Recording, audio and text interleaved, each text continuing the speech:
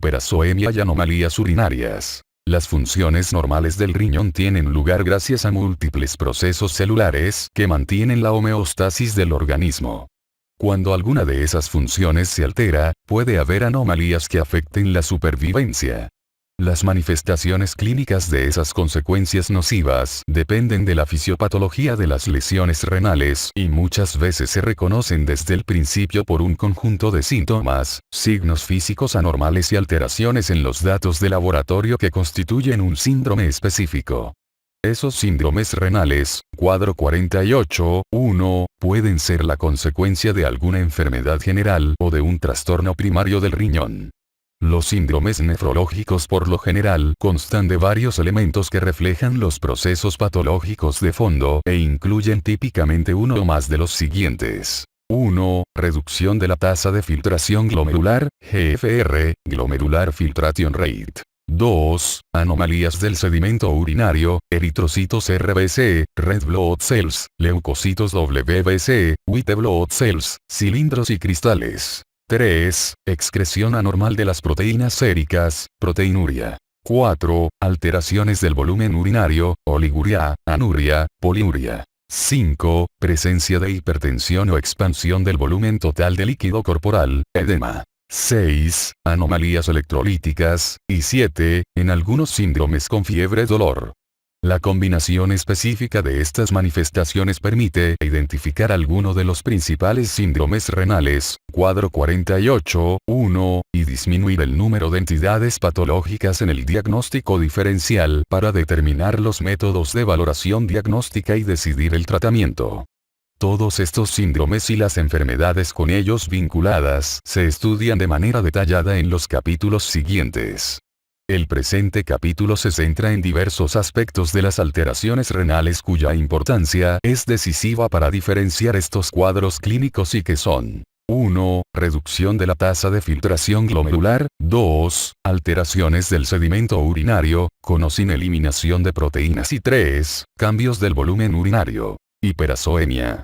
Valoración de la tasa de filtración glomerular. Es importante vigilar la tasa de filtración glomerular tanto en el paciente hospitalizado como en el ambulatorio, y para ello se cuenta con diversos métodos. La tasa de filtración glomerular constituye la medida principal de la función renal, y para medirla de manera directa es necesario administrar un isótopo radiactivo, como inulina o iotalamato, que se filtra en el glomérulo, en el interior del espacio urinario, pero no se absorbe ni se secreta por los túbulos renales. Para calcular la tasa de filtración glomerular, o sea, la depuración de inulina o iotalamato en mililitros por minuto, se parte de la velocidad de aparición del isótopo en la orina durante varias horas. En la mayor parte de las circunstancias clínicas, es imposible medir en forma directa la tasa de filtración glomerular y se usa la concentración plasmática de creatinina como sustituto para calcular la tasa de filtración glomerular. La creatinina plasmática, creatinina en plasma, es el marcador más utilizado para la tasa de filtración glomerular, que guarda una relación directa con la excreción de creatinina urinaria, UCR, y una relación inversa con la creatinina en plasma. Con base en esta relación, con algunas limitaciones importantes, como se explica más adelante, la tasa de filtración glomerular desciende de manera casi inversamente proporcional al aumento de la creatinina en plasma. Cuando no se tiene en cuenta la disminución de la tasa de filtración glomerular al momento de determinar la dosificación de fármacos, la morbilidad y muerte por toxicidad farmacológica puede ser muy importante, por ejemplo, con digoxina o aminoglucósidos.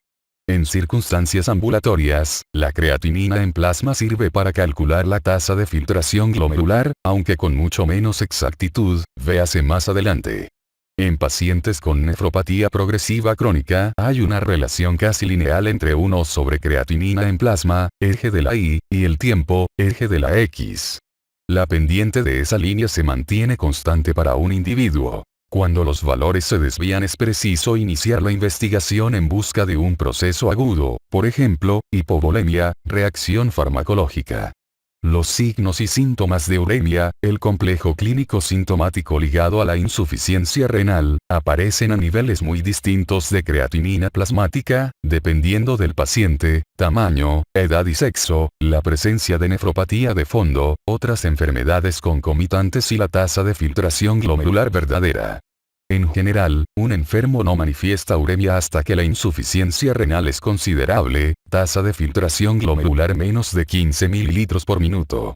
La tasa de filtración glomerular que disminuye mucho, ya sea de forma aguda o crónica, generalmente se refleja en un aumento de la creatinina en plasma y provoca retención de los productos de la degradación del nitrógeno, hiperazoemia, como la urea. La hiperazoemia es consecuencia de hipoperfusión renal, nefropatía intrínseca o anomalías posrenales, obstrucción ureteral. Véase más adelante y figura 48.1. Es difícil establecer con precisión la tasa de filtración glomerular puesto que los índices más utilizados, urea y creatinina, tienen características que repercuten en su fidelidad como indicadores de la depuración. Algunas veces, la depuración de urea subestima mucho la tasa de filtración glomerular por la reabsorción de urea en el túbulo. Por el contrario, la creatinina se deriva del metabolismo muscular de la creatina y su producción varía muy poco de un día a otro. La depuración de creatinina, CrCl, es una aproximación de la tasa de filtración glomerular y se mide con base en la velocidad con que se excreta la creatinina del plasma y la orina en determinado periodo, casi siempre 24 horas. Se expresa en mililitros por minuto, depuración de creatinina igual, volumen urinario por creatinina urinaria, sobre, creatinina plasmática por tiempo en minutos. La idoneidad o suficiencia de la recolección urinaria se calcula con base en el volumen urinario y el contenido de creatinina. La proteína se produce en el músculo y se excreta a una velocidad relativamente constante. Para un hombre de 20 a 50 años, la excreción de creatinina debe ser de 18,5 a 25,0 miligramos por kilo de peso. Para una mujer de esta misma edad, debe ser de 16,5 a 22,4 miligramos por kilo de peso. Por ejemplo, un hombre de 80 kilos debe excretar entre 1500 y 2000 miligramos de creatinina en una recolección idónea. La creatinina sirve para calcular la filtración glomerular porque es un soluto pequeño que se filtra libremente y no se reabsorbe en los túbulos. Sin embargo, la concentración de creatinina en plasma aumenta con rapidez cuando se consume carne cocida y la creatinina puede secretarse en el interior del túbulo proximal gracias a una vía de cationes orgánicos, sobre todo en caso de nefropatía crónica progresiva avanzada, lo que conduce a una sobreestimación de la tasa de filtración glomerular. Cuando no se cuenta con una muestra cronometrada para medir la depuración de creatinina, las dosis de fármacos se deciden de modo exclusivo por la creatinina en plasma. Las dos fórmulas que se utilizan con más frecuencia para calcular la función renal a partir de la creatinina plasmática son 1. La de Cockcroft-Gault y 2. La de la modificación de la dieta en la nefropatía, MDRD, Modification of Diet in Renal Disease, de 4 variables. Cockcroft-Gault. Depuración de creatinina, en mililitros por minuto, igual, 140 menos edad, en años, por peso, en kilogramos, por 0,85 si es del género femenino, sobre, 72 por creatinina plasmática, en miligramos por 100 mililitros. MDRD. Estimación de la tasa de filtración glomerular, en mililitros por minutos por 1,73 metro cuadrado, igual 186,3 por creatinina plasmática por elevado a la menos 1,154, por edad por elevado a la menos 0,203, por 0,742 si es del género femenino, por 1,21 si es de raza negra. Hay varias páginas en internet para hacer estos cálculos. Hay una CKD estimación de la tasa de filtración glomerular más moderna que se elaboró con la reunión de varios grupos con o sin nefropatía, quienes contaban con información sobre la tasa de filtración glomerular directa y al parecer es más exacta. CKD-EPI. Estimación de la tasa de filtración glomerular igual 141 por min, creatinina en plasma sobre K, 1, elevado a la por max, creatinina sérica sobre K, 1, elevado a menos 1,209 por 0,993 elevado a la edad por 1,018 si es del género femenino por 1,159 si es de raza negra. Donde creatinina plasmática es la creatinina sérica, K es 0,7 para mujeres y 0,9 para varones, A es menos 0,329 para mujeres y menos 0,411 para varones, min indica el mínimo de creatinina en plasma sobre K. O 1 y max indica el máximo de creatinina en plasma sobre K. O 1. Todas las ecuaciones para calcular la tasa de filtración glomerular con base en la creatinina sérica tienen limitaciones. Las ecuaciones, junto con la obtención de orina de 24 horas para medir la depuración de creatinina, se basan en la suposición de que el paciente se encuentra en un estado de equilibrio, sin incrementos ni reducciones diarias de la concentración de creatinina en plasma como resultado de los cambios rápidos de la tasa de filtración glomerular. La ecuación de la MDRD guarda una mejor relación con la tasa de filtración glomerular verdadera cuando ésta es menos de 60 ml por minuto por 1,73 metro cuadrado. La pérdida muscular gradual de las enfermedades crónicas, el uso prolongado de glucocorticoides y la desnutrición disfrazan cambios importantes de la tasa de filtración glomerular con modificaciones pequeñas o imperceptibles en la concentración de creatinina en plasma. La cistatina C, integrante de la superfamilia de inhibidores de la cisteína proteasa, se produce a una velocidad más o menos constante en todas las células con núcleo. Se ha propuesto que la cistatina C sérica es un indicador más sensible del comienzo de la reducción de filtración glomerular que la creatinina en plasma. No obstante, al igual que la creatinina sérica, la concentración de cistatina C depende de edad, raza y género de los pacientes, así como de otros contextos, como la diabetes, el tabaquismo y los indicadores de inflamación. Estudio del paciente. Hiperazoemia. Una vez comprobada la disminución de la tasa de filtración glomerular, el médico tiene que averiguar si se debe a nefropatía aguda o crónica. Las circunstancias clínicas, así como los datos de la anamnesis y de las pruebas de laboratorio permiten llevar a cabo fácilmente esa diferenciación. Ahora bien, las alteraciones de los datos de laboratorio características de la insuficiencia renal crónica, como anemia, hipocalcemia e hiperfosfatemia, son frecuentes también en individuos con insuficiencia renal aguda. La evidencia radiográfica de osteodistrofia renal se observa únicamente en la insuficiencia renal crónica, pero es un hallazgo muy tardío, típico de pacientes con nefropatía terminal que se mantienen con diálisis. En ocasiones, los análisis de orina y la ecografía renal ayudan a distinguir entre insuficiencia renal aguda y crónica. En la figura 48.1 se muestra un método para valorar a los pacientes con hiperazoemia.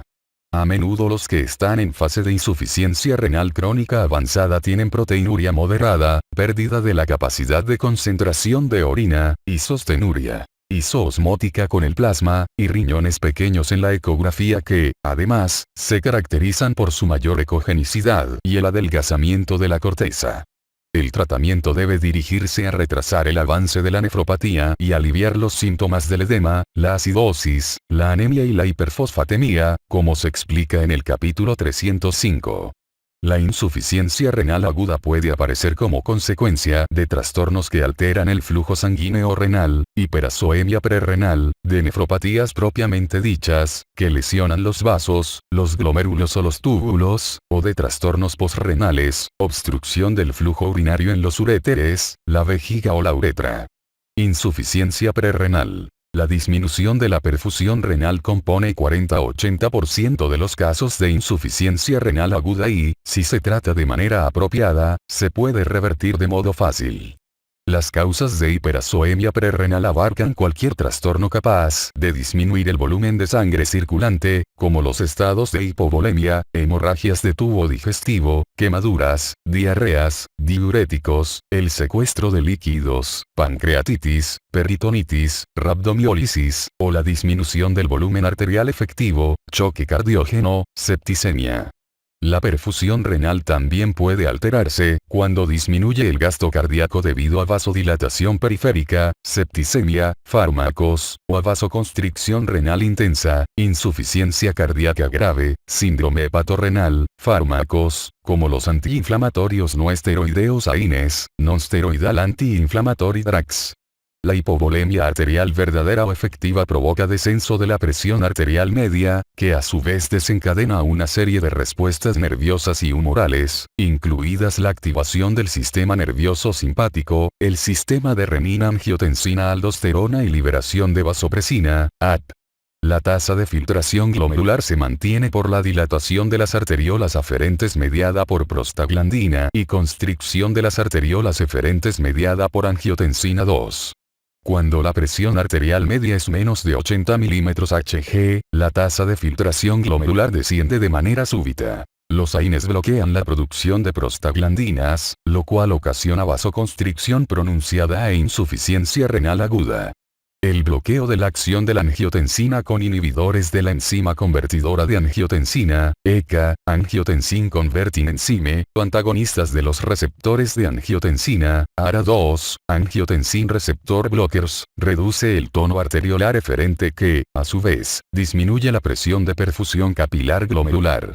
Los pacientes que reciben AINES, inhibidores de ECA o ARA2 o ambos, son los más propensos a padecer insuficiencia renal aguda mediados por cambios hemodinámicos cuando el volumen sanguíneo o la presión de perfusión arterial desciende por cualquier razón. En estas circunstancias, la tasa de filtración glomerular depende de la vasodilatación aferente secundaria a las prostaglandinas y a la vasoconstricción eferente secundaria a la angiotensina 2.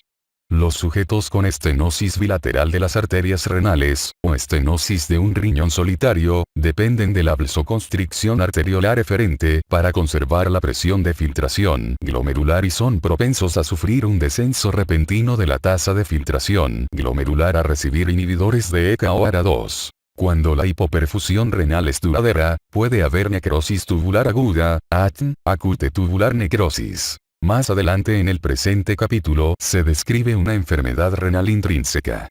El uroanálisis y los electrolitos urinarios pueden servir para distinguir entre hiperazoemia prerrenal y necrosis tubular aguda, cuadro 48, 2. El ion sodio de la orina y la osmolalidad de los sujetos con hiperazoemia prerrenal se pueden deducir por los efectos estimulantes de la noradrenalina, la angiotensina 2, la ADH y el escaso paso de líquido por los túbulos. En los trastornos prerrenales, los túbulos están indemnes y, por tanto, la orina se concentra bien, más de 500 miliosmol, el ion sodio se retiene con avidez, concentración de sodio en orina menos de 20 milimol por litro. Eliminación fraccionada de ion sodio menos de 1%, y la creatinina urinaria sobre creatinina en plasma es más de 40, cuadro 48, 2. La fracción de excreción de sodio suele ser más de 1% en la necrosis tubular aguda, pero puede ser menos de 1% en los pacientes con necrosis tubular aguda no oligúrica leve, por ejemplo, por rabdomiólisis, y en los pacientes con trastornos prerrenales de fondo, como insuficiencia cardíaca congestiva, cirrosis o síndrome hepatorrenal. En la hiperazoemia prerrenal, el sedimento urinario suele ser normal o contiene cilindros hialinos y granulosos, en tanto que el sedimento de la necrosis tubular aguda suele estar repleto de restos celulares, cilindros epiteliales tubulares y cilindros granulosos turbios de color pardo. El cálculo de los bioindicadores urinarios vinculados con lesión tubular constituye una técnica prometedora para detectar necrosis tubular aguda subclínica, para ayudar a diagnosticar la causa precisa de la insuficiencia renal aguda o ambas. Hiperazoemia posrenal. La obstrucción de las vías urinarias representa menos de 5% de los casos de insuficiencia renal aguda, suele ser reversible y debe excluirse desde el comienzo del estudio, figura 48, 1. Un solo riñón es capaz de realizar depuración suficiente, de modo que la insuficiencia renal aguda ocasionada por un cuadro obstructivo exige que haya obstáculos en la uretra o el cuello de la vejiga, obstrucción de ambos uréteres o en un único lado si el paciente tiene un solo riñón funcional. La obstrucción suele diagnosticarse por la dilatación pélvica renal y de los uréteres en la ecografía renal. La obstrucción por lo general se diagnostica por la presencia de dilatación ureteral y de la pelvis renal en la ecografía de riñón. Sin embargo, durante la obstrucción incipiente o cuando los ureteros no se pueden dilatar, por ejemplo, cuando están rodeados por un tumor periureteral o pélvico o fibrosis retroperitoneal, la ecografía es negativa. A veces se necesitan otros estudios imagenológicos como una renografía con furosemida, estudio de medicina nuclear MAC3, para definir mejor la presencia o ausencia de uropatía obstructiva. Nefropatías intrínsecas. Cuando se descartaron la hiperazoemia prerrenal y posrenal como causas de la insuficiencia renal, es que existe una enfermedad parenquimatosa renal. La nefropatía intrínseca puede deberse a enfermedades de los grandes vasos renales, la microcirculación y los glomérulos, o del intersticio y los túbulos renales. La necrosis tubular aguda de origen isquémico y tóxico compone cerca del 90% de los casos de insuficiencia renal aguda intrínseca. Como se describe en la figura 48.1, el cuadro clínico y el uroanálisis sirven para separar las distintas causas. La hiperazoemia prerrenal y la necrosis tubular aguda forman parte del espectro de hipoperfusión renal. En la necrosis tubular aguda hay signos de lesión estructural de los túbulos, en tanto que en la hiperazoemia prerrenal se observa reversibilidad rápida de los cambios estructurales en cuanto se restablece la perfusión renal suficiente. Por tanto, la necrosis tubular aguda se puede distinguir muchas veces de la hiperazoemia prerrenal por el uroanálisis y por su diferente composición de electrolitos, cuadro 48.2 y figura 48.1. La necrosis tubular aguda isquémica se observa con mayor frecuencia en los pacientes que se han sometido a intervenciones de cirugía mayor o con hipovolemia intensa, septicemias fulminantes o quemaduras extensas. La necrosis tubular aguda nefrotóxica es una complicación de la administración de fármacos de uso habitual, porque casi siempre provocan a la vez vasoconstricción intrarrenal, efectos tóxicos directos sobre los túbulos y obstrucción de estos. El riñón está expuesto a sufrir lesiones tóxicas debido a la abundancia de sus vasos y de su flujo sanguíneo, 25% del gasto cardíaco, y a su capacidad para concentrar y metabolizar los productos tóxicos.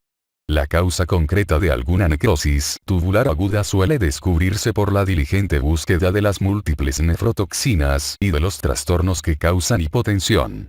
Muchas veces basta con dejar de consumir los productos nefrotóxicos y mantener la presión arterial para que no haya necesidad de emprender diálisis, al dejar simplemente que con el transcurso del tiempo los túbulos se recuperen. Las anomalías que se extienden hasta los túbulos y el intersticio producen lesión renal aguda, subtipo de insuficiencia renal aguda.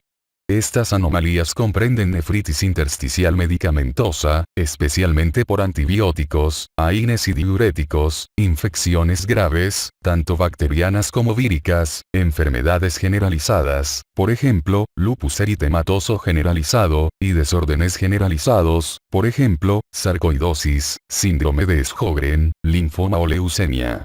En el capítulo 310 se encontrará una relación de los fármacos que se vinculan con nefritis intersticial alérgica. En el uroanálisis suelen apreciarse proteinuria, hematuria y piuria de intensidad moderada, casi 75% de los casos, y, a veces, cilindros leucocíticos. Se ha señalado el hallazgo de cilindros hemáticos en la nefritis intersticial, pero esto debe motivar la búsqueda inmediata de una enfermedad glomerular, figura 48.1. En ocasiones se necesita una biopsia renal para diferenciar entre estas dos posibilidades. El hallazgo clásico en el sedimento de la nefritis intersticial alérgica es predominio, más de 10%, de eosinófilos urinarios con tinción de Wernicke-Tansel. Sin embargo, los eosinófilos urinarios se elevan en muchas otras causas de lesión renal aguda, por lo que esta característica carece de utilidad diagnóstica en las nefropatías. La oclusión de los grandes vasos renales, arterias y venas, es una causa poco frecuente de insuficiencia renal aguda. Cuando la tasa de filtración glomerular disminuye de modo considerable por este mecanismo, deben sospecharse anomalías bilaterales o unilaterales si el paciente tiene un solo riñón funcional. En los pacientes con estenosis previa de la arteria renal, con el tiempo se forma una circulación colateral renal considerable con una perfusión renal que no suele ser suficiente para mantener la filtración glomerular en caso de una obstrucción completa de la arteria renal. Las arterias renales pueden quedar ocluidas por embolías ateromatosas, tromboembolías, trombosis in situ, disección aórtica o vasculitis. La insuficiencia renal ateroembólica puede aparecer de manera espontánea, pero casi siempre surge después de alguna manipulación instrumental reciente de la aorta. Estos émbolos tienen abundante colesterol y se enclavan en las arterias renales de mediano y pequeño calibre, lo cual genera una reacción inflamatoria con abundantes eosinófilos. Los individuos con insuficiencia renal aguda de origen ateroembólico casi siempre tienen resultados normales en el examen general de orina, pero pueden detectarse eosinófilos y cilindros en la orina. La confirmación diagnóstica se consigue con la biopsia renal que, sin embargo, suele ser innecesaria si hay otros estigmas de embolías ateromatosas, lívido reticularis, infartos periféricos distales, eosinofilia. La trombosis de la arteria renal puede acompañarse de proteinuria y hematuria leves, en tanto que la trombosis de la vena renal suele ocasionar proteinuria y hematuria intensas. La confirmación diagnóstica de estas complicaciones vasculares es indicación para realizar una angiografía. Las enfermedades glomerulares, glomerulonefritis y vasculitis, y de la microcirculación renal, síndromes hemolíticos urémicos, púrpura trombótica trombocitopénica o hipertensión maligna, suelen manifestarse por distintas combinaciones de los signos de lesión glomerular. Proteinuria, hematuria, disminución de la tasa de filtración glomerular y por alteraciones de la eliminación del sodio, seguidas de hipertensión arterial, edemas y congestión circulatoria, síndrome nefrítico agudo. Estos datos pueden corresponder a una nefropatía primaria o a las manifestaciones renales de un padecimiento general. El cuadro clínico y otros datos de laboratorio ayudan a distinguir las nefropatías primarias de las enfermedades generales. El dato de cilindros hemáticos en la orina indica la necesidad de realizar tempranamente una muestra de biopsia renal, figura 48.1, ya que el cuadro histológico tiene repercusiones importantes en el diagnóstico, el pronóstico y el tratamiento. La hematuria sin cilindros de eritrocitos también es indicación de enfermedad glomerular, ya que los cilindros de eritrocitos son altamente específicos pero muy poco sensibles para glomerulonefritis. La especificidad de la microscopía urinaria aumenta examinando la orina bajo un microscopio de contraste de fases que permita detectar eritrocitos dismórficos, acantocitos, vinculados con glomerulopatía. Esta valoración se resume en la figura 48.2. Oliguria y anuria. La oliguria consiste en la diuresis de 24 horas menos de 400 ml y la anuria es la ausencia completa de la formación de orina, menos de 100 ml. La anuria es secundaria a obstrucción completa y bilateral de las vías urinarias. 1. Catástrofe vascular, disección u obstrucción arterial. Trombosis de la vena renal. Nefropatía aguda por cilindros del mieloma. Necrosis cortical renal. Necrosis tubular aguda grave. Tratamiento combinado con antiinflamatorios no esteroideos, inhibidores de ECA o ARA2. Y choque hipovolémico, cardiógeno o séptico. La oliguria nunca es normal, ya que es necesario producir cuando menos 400 ml de orina muy concentrada para excretar la carga osmolar diaria obligada. El término no oligúrica se refiere a la producción de orina más de 400 ml por día, que presentan los pacientes con hiperazoemia aguda o crónica. En la necrosis tubular aguda no oligúrica, los trastornos del equilibrio del potasio y el hidrógeno son menos graves que en los pacientes oligúricos y la función renal suele recuperarse con mayor celeridad. Anomalías urinarias. Proteinuria. En la figura 48.3 se muestra un esquema de la investigación de la proteinuria, que generalmente se inicia cuando la enfermedad se identifica en una prueba con tira reactiva. Esta última detecta solo albúmina y sus resultados son positivos falsos cuando el pH es más de 7,0 o cuando la orina está muy concentrada o contaminada con sangre. Puesto que la tira reactiva depende de la concentración urinaria de albúmina, una orina muy diluida oculta una proteinuria considerable. La albúmina urinaria en un uroanálisis, de manera ideal en la primera orina de la mañana, que mide la proporción entre albúmina y creatinina, ACR, albúmina-to-creatinina ratio, ayuda a obtener una aproximación del índice de excreción de albúmina, AR, albumina excretion rate, en 24 horas, donde proporción entre albúmina y creatinina, miligramo por gramo, igual índice de excreción de albúmina, miligramo en 24 horas. Además, la proteinuria en la que no predomina la albúmina no se detecta en la tira reactiva. Esta información es en especial importante para detectar proteínas de Vence-Jones en la orina de los pacientes con mieloma múltiple. Las pruebas para medir con exactitud la concentración urinaria total de proteínas, dependen de la precipitación con ácido sulfosalicílico o tricloroacético, figura 48.3. Al igual que con la albuminuria, la proporción entre proteína y creatinina en una muestra aleatoria de orina también ofrece un cálculo aproximado de la excreción de proteínas. Por ejemplo, una proporción entre proteína sobre creatinina de 3,0 se correlaciona con una proteína diaria de aproximadamente 3,0 gramos. Para la valoración formal de la excreción urinaria de proteínas, es necesario medirla en una muestra de orina de 24 horas, véase valoración de la tasa de filtración glomerular, antes. La magnitud de la proteinuria y la composición de las proteínas urinarias dependen del mecanismo de la lesión renal que originó la hipoproteinemia. Tanto la carga como la selectividad para el tamaño impiden el paso de casi toda la albúmina, las globulinas y otras proteínas de alto peso molecular por la pared glomerular. Sin embargo, cuando esta barrera se daña, las proteínas plasmáticas se filtran hacia la orina, proteinuria glomerular. Figura 48.3.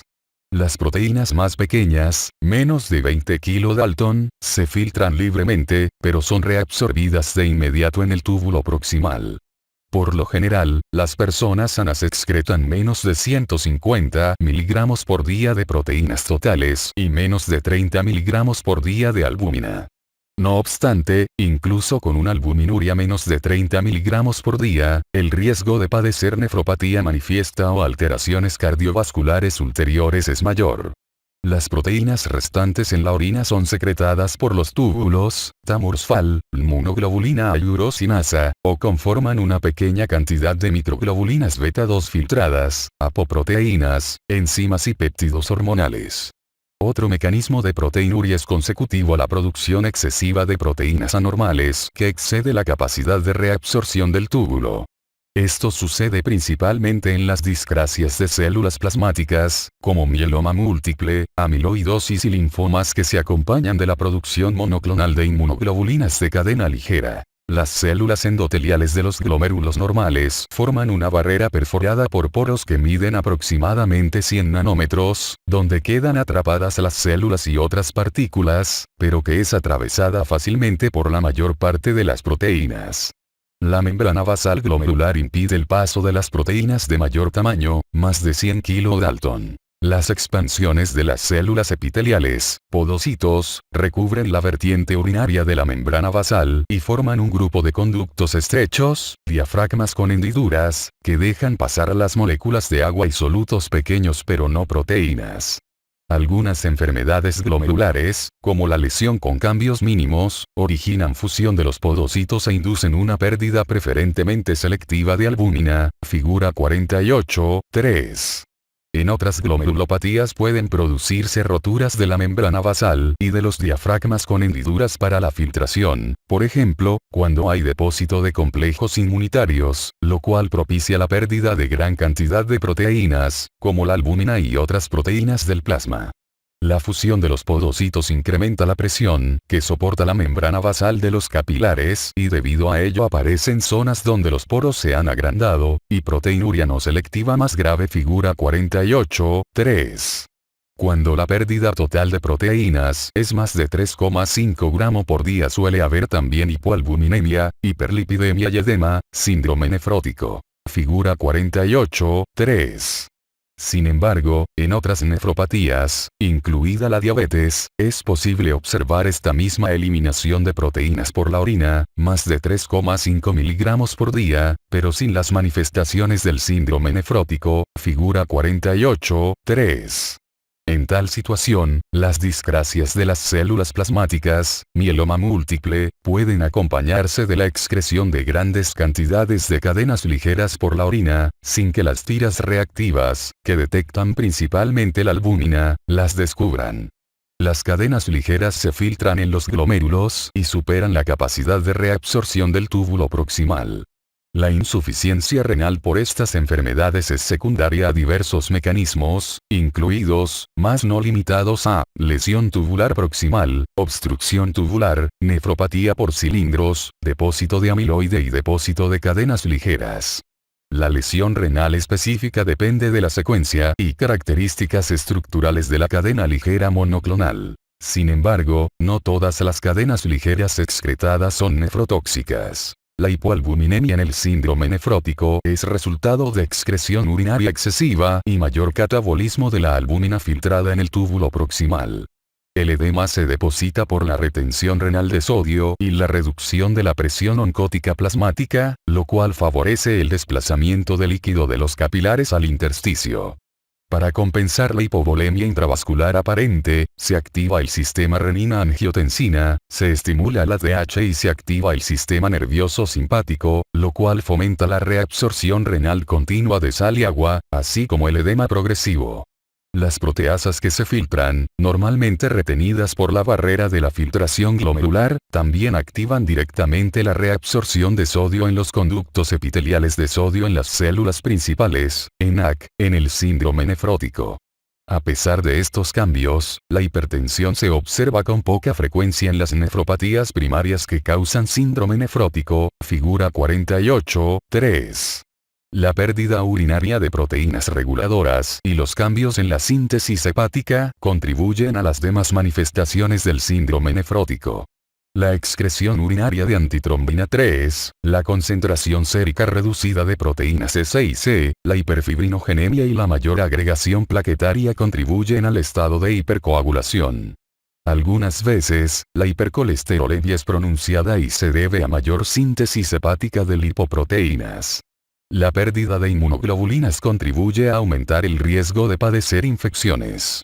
Muchas enfermedades, algunas de las cuales se enumeran en la figura 48.3, y fármacos causan síndrome nefrótico. En el capítulo 308 aparece una lista completa. Hematuria, piuria y cilindros. La hematuria aislada sin proteinuria, otras células ni cilindros a menudo indica hemorragia de vías urinarias.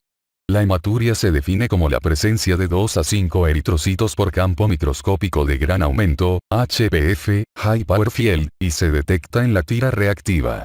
El resultado de esta última es positivo falso para hematuria, donde no se observan eritrocitos en el estudio microscópico de la orina, cuando hay mioglobinuria, a menudo ante un caso de rabdomiólisis. Las causas más habituales de hematuria aislada son cálculos, neoplasias, tuberculosis, traumatismos y prostatitis. La hematuria macroscópica con coágulos casi nunca indica nefropatía intrínseca, sino más bien un origen posrenal del sistema colector. El estudio de los pacientes con microhematuria se describe en la figura 48.2. Con frecuencia se observa hematuria en un solo uroanálisis y puede deberse a menstruación, ejercicio, traumatismo leve, enfermedad viral o un proceso alérgico. La hematuria persistente o intensa, más de 3 eritrocitos por campo microscópico de gran aumento en 3 exámenes de orina o un solo examen con más de 100 eritrocitos o hematuria macroscópica, se asocia a lesión renal o urológica importante en 9,1% de los casos. En sujetos con hematuria aislada indolora y eritrocitos no dismórficos, la sospecha de una neoplasia urogenital aumenta con la edad. Las neoplasias son inusuales en niños y es más probable que una hematuria aislada sea idiopática o provenga de una anomalía congénita. La hematuria acompañada de piuria y bacteriuria es característica de una infección y debe tratarse con antibióticos después de realizar los cultivos apropiados. La cistitis o la uretritis aguda en mujeres puede causar hematuria macroscópica. La hipercalciuria y la hiperuricosuria también son factores de riesgo en los episodios aislados de hematuria inexplicable, en niños y en adultos. En algunos de estos pacientes, 50 a 60%, al reducir la excreción de calcio y ácido úrico por medio de modificaciones en la dieta, se puede eliminar la hematuria microscópica. La hematuria microscópica aislada quizás sea manifestación de enfermedades glomerulares. Los eritrocitos de origen glomerular suelen ser dismórficos cuando se analizan con el microscopio de contraste de fases. La forma de los eritrocitos también puede ser irregular cuando cambia el pH y la osmolaridad en la nefrona distal. Sin embargo, el informe de eritrocitos dismórficos varía mucho con el observador. Las causas más frecuentes de microhematuria glomerular son la nefropatía por inmunoglobulina A, la nefritis hereditaria y la enfermedad de la membrana basal delgada. La nefropatía por inmunoglobulina A y la nefritis hereditaria pueden manifestarse por hematuria macroscópica. Las personas con nefritis hereditaria suelen tener antecedentes familiares de insuficiencia renal y, entre los sujetos con enfermedad de la membrana basal delgada, es frecuente que haya algún pariente con microhematuria. Para diagnosticar con seguridad estos trastornos se necesita la biopsia renal, aspecto que se estudiará con mayor detalle en el capítulo 308. La hematuria con eritrocitos dismórficos, acompañada de cilindros hemáticos y de una eliminación de proteínas, más de 500 mg por día, es prácticamente diagnóstica de glomerulonefritis. Los cilindros hemáticos se forman como eritrocitos que pasan al líquido tubular y que quedan atrapados en un molde cilíndrico del gel de la proteína de Tamorsfal. Incluso en ausencia de hiperazoemia, estos pacientes deben someterse a un estudio serológico y biopsia renal, como se señala en la figura 48.2. La piuria aislada es infrecuente, ya que las reacciones inflamatorias del riñón o el sistema colector también generan hematuria. La presencia de bacterias en la orina sugiere una infección y el dato de cilindros leucocíticos acompañados de bacterias denota pielonefritis. También pueden observarse leucocitos o cilindros leucocíticos, o ambos, en la glomerulonefritis aguda y en los cuadros túbulo-intersticiales, como la nefritis intersticial y el rechazo del trasplante. En las nefropatías crónicas es posible observar cilindros. Es posible encontrar en la orina cilindros celulares degenerados, denominados cilindros serosos o cilindros anchos, originados en los túbulos dilatados que experimentaron hipertrofia compensatoria en respuesta a la reducción de la masa renal. Alteraciones del volumen de orina. Poliuria. En general, es difícil que los pacientes distingan la polaquiuria, a menudo de cantidades pequeñas, de la poliuria, más de 3 litros por día, y se necesita obtener la orina de 24 horas para cuantificar el volumen, figura 48.4. La poliuria se debe a dos mecanismos potenciales. 1. Excreción de solutos no absorbibles, como la glucosa, o 2. Excreción de agua, en general por una anomalía en la producción de ADH o en la reactividad renal. Para distinguir la diuresis de un soluto de la diuresis de agua y para determinar si la diuresis es apropiada a las circunstancias clínicas, se mide la osmolalidad urinaria. Una persona promedio elimina entre 600 y 800 miliosmol por día de solutos, sobre todo urea y electrolitos. Si la diuresis es más de 3 litros por día y la orina es diluida, menos de 250 miliosmol por litro, entonces la eliminación total de miliosmoles es normal y se trata de diuresis acuosa. Esto podría deberse a polidipsia, secreción inapropiada de vasopresina, diabetes insípida central, a falta de respuesta del túbulo a la vasopresina, diabetes insípida nefrógena.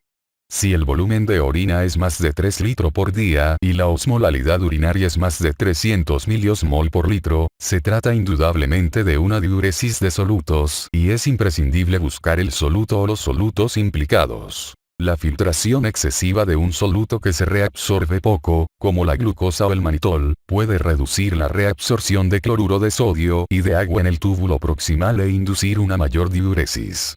La diabetes mellitus descompensada es la causa más frecuente de la diuresis de solutos y origina disminución de volumen e hipertonía del suero. Como la concentración de sodio en la orina es menor que en la sangre, se pierde más agua que sodio y ello va seguido de hipernatremia e hipertonía. La diuresis diatrógena habitual de los solutos se produce cuando se administran manitol o medios de contraste radiográficos y cuando se consumen alimentos ricos en proteínas, vía entérica o parenteral, lo que conduce a una mayor producción y excreción de urea. Con menor frecuencia, se observan pérdidas excesivas de sodio en las enfermedades quísticas del riñón, en el síndrome de Bartter o en el curso de los trastornos túbulo-intersticiales, como en la fase de involución de la necrosis tubular aguda. En estos trastornos con pérdida de sal, las lesiones tubulares alteran de manera directa la reabsorción del sodio y de manera indirecta la capacidad de respuesta del túbulo a la aldosterona. En general, se pierde poco sodio y la diuresis forzosa es menos de 2 litros por día, pero la necrosis tubular aguda y la diuresis posobstructiva son excepciones a esta regla y pueden acompañarse de natriuresis y poliuria considerables. La formación de orina abundante y diluida se debe por lo general a un cuadro de polidipsia o diabetes insípida. La polidipsia primaria quizás se origine de un hábito adquirido, trastornos psiquiátricos, lesiones neurológicas o efecto de algún fármaco. En la polidipsia deliberada, el volumen de líquido extracelular es normal o mayor de lo normal y los niveles de vasopresina están disminuidos porque la osmolalidad sérica tiende a acercarse a los límites inferiores de la normalidad. La osmolalidad urinaria también se debe diluir al máximo a 50 miliosmol por litro. La diabetes insípida central puede ser idiopática o secundaria a diversos trastornos hipotalámicos, como los posteriores a la hipofisectomía, aquellos por traumatismos o por enfermedades neoplásicas, inflamatorias, vasculares o infecciosas hipotalámicas. La diabetes insípida central idiopática surge después de la destrucción selectiva de las neuronas secretoras de la vasopresina en los núcleos supraópticos y paraventriculares y puede heredarse con carácter autosómico dominante o ser de aparición espontánea. La diabetes insípida nefrógena puede surgir en alguno de los distintos trastornos que se resumen en la figura 48.4. La mejor manera recomendada de distinguir la diabetes insípida central de la nefrógena consiste en cuantificar la concentración plasmática de vasopresina. Otra posibilidad es efectuar las pruebas de privación de agua más vasopresina exógena para diferenciar la polidipsia primaria de la diabetes insípida central o nefrógena.